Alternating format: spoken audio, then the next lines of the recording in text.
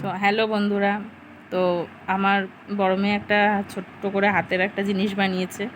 তো দুদিন ধরে বলে যাচ্ছে, মা তুমি ওটা করো, একটু দেখাও দেখাও সবাইকে। তো আমি ভাবলাম সবার সাথে একটু তাহলে শেয়ার করেই ফেলি যে ও ছোট মানুষ করেছে। সত্যি কথা আমার তো খুবই ভালো লেগেছে। তো তোমাদের যদি ভালো লাগে আমার কমেন্টে কিন্তু অবশ্যই বলো।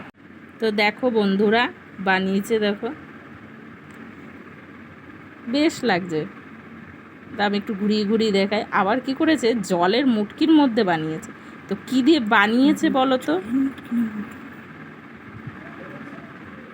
আবার আর একটা করেছে দেখো। তো যাই হোক, বেশ। আবার নকশা করে একটু হাতে বলছে, মা এরকম ঝুলবে।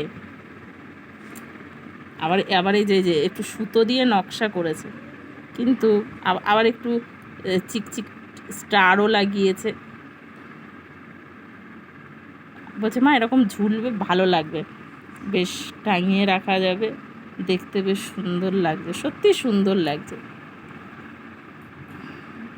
বসে বসে করেছে, তো যাই হোক ভালোই লাগছে, দারুণ লাগছে বেশ।